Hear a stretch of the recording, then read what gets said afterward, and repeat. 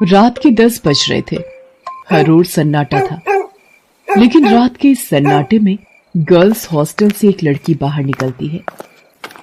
उसकी सैंडल की खटखट की आवाज से वो सन्नाटा टूटता है। बाहर उसके इंतजार में एक आदमी अपनी बड़ी और लंबी सी कार में बैठा हुआ है। वो उसकी कार के पास जाती है और उसके शीशे पर नॉक करती है। शीशा खुलता है। लड़की अंदर बैठे शख्स से पूछती है, दिवाकर मित्तल? अंदर बैठा आदमी सहमति में अपना सिर हिलाता है। फिर वो लड़की, जिसका नाम शोभा था, वो उसकी गाड़ी में उसकी बगल वाली सीट पर बैठ जाती है।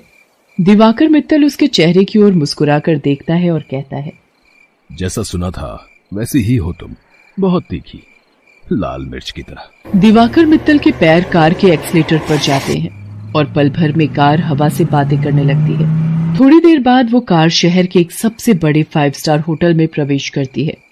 दिवाकर मित्तल पार्किंग में अपनी कार लगाता है और होटल के रिसेप्शन पर जाता है और अपनी प्री बुकिंग के बारे में बताता है। दिवाकर अपने रूम की चाबी लेता है और शोभा के साथ उस कमरे में जाता है। दिवाकर दरवाजा बंद करता है और शोभा से पूछता है, कुछ लोगी तुम, पीने या खाने में? आप जो भी मंगा लीजिए। दिवाकर होटल के कमरे में लगे फोन से रिसेप्शन पर कॉल करके अपना ऑर्डर देता है। थोड़ी देर में वेटर ऑर्डर लेकर आ जाता है।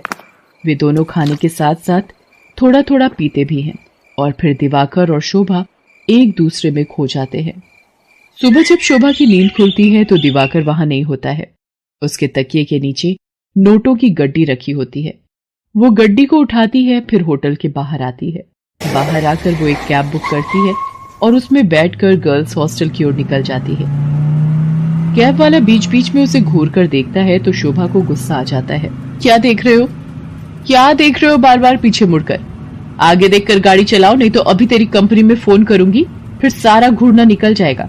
कैब वाला शोभा की बातों से डर गया। शोभा कैब की खिड़की से बाहर देखती हुई जा रही थी और मन ही मन खुद से बातें कर रही थी। सब कुछ कितना फेक है ना यहाँ, सब कुछ।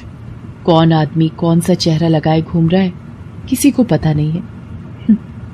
मैं भी तो पिछले कई महीनों से एक नकली चेहरा लगाए घूम रही हूँ। सच कहूं तो घिन आती है मुझे उस चेहरे से, दम घुटता है मेरा।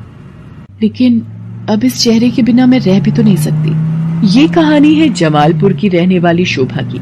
शोभा शहर के एक हॉस्टल में रहती है और इंजीनियरिंग की पढ़ाई कर रही है। वो 8 महीने पहले ही शहर आई है। शोभा के पिता दीनदयाल उससे बहुत प्यार करते हैं। उसे अब भी याद है जब वो ट्रेन में बैठकर शहर आ रही थी तो। क्या बाबा, आप इस तरह बच्चों की तरह रोएंगे तो मैं शहर कैसे जाऊंगी?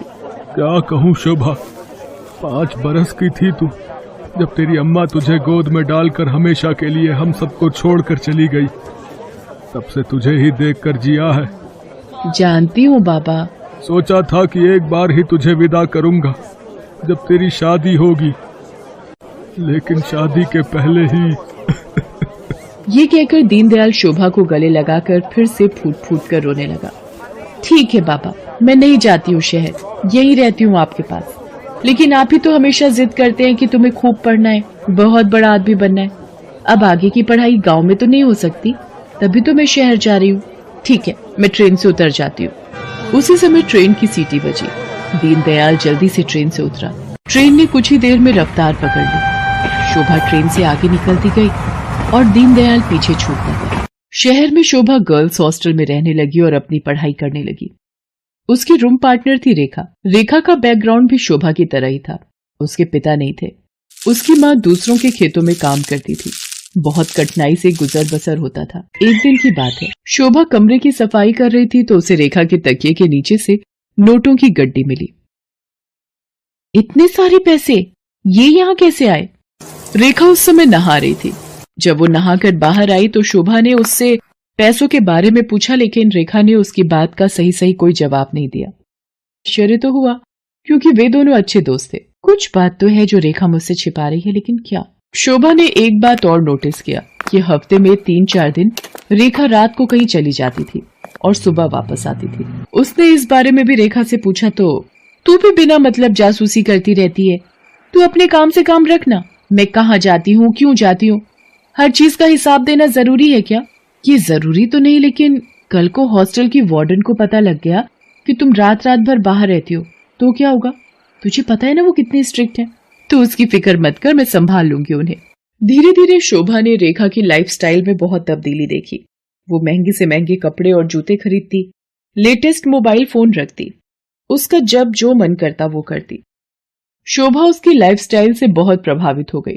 शोभा ने बचपन से अब तक गरीबी ही देखी थी, इसलिए उसका भी मन करता कि वो भी नए कपड़े खरीदे, महंगे मोबाइल रखे, उसका जो मन करे वो कर सके। रेखा देख, मैं तुझसे ये नहीं पूछने वाली कि तू ऐसी रईसों वाली लाइफस्टाइल कैसे जीती है, लेकिन मैं भी तेरी तरह जीना चाहती हूँ। मैं तंग आ गई हूँ एक एक पैसे के लिए तरसते हुए। पहले तो रेखा टाल मटोल करती रही, लेकिन फिर उसने सच्चाई बता दी कि वो एक कॉल गर्ल का काम करती है। उसकी बातों को सुनकर शोभा शॉक्ड रह गई और उसने कहा कि अगर ये बात वार्डन को पता लग गई तो?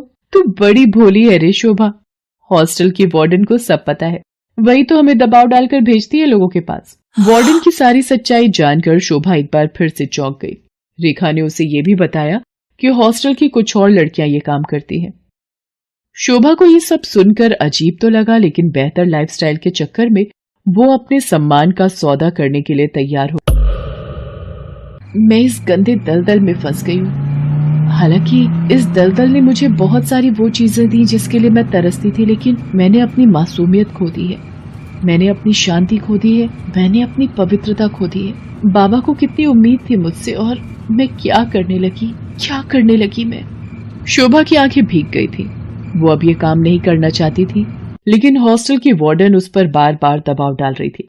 देख शोभा, जल में रहकर मगर से बैर मत कर, और हाँ, ये सती सावित्री बनने का नाटक छोड़ और जो बोलती हूँ वो कर। शोभा ने वार्डन को फिर से इनकार कर दिया।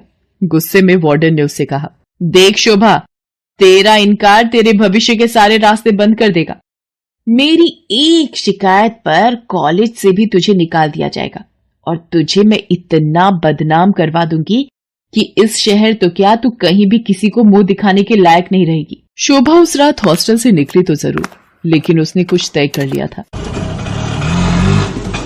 वो हॉस्टल से निकलकर सीधा पुलिस स्टेशन पहुंची और इंस्पेक्टर नाज़नीन को हॉस्टल और वार्डन की सारी सच्चाई बता दी।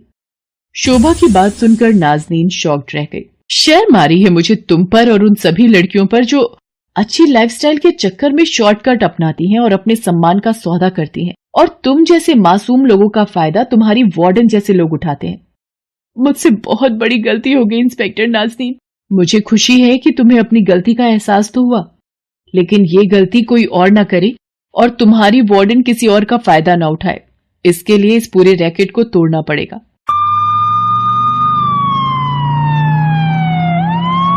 इंस्पेक्टर नाज़नीन ने वार्डन को गिरफ्तार कर लिया और उसे जेल भेज दिया।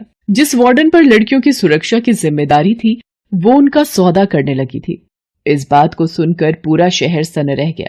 आज शोभा इंजीनियरिंग के लास्ट ईयर में है और वो बहुत ही मेहनत से अपनी पढ़ाई कर रही है।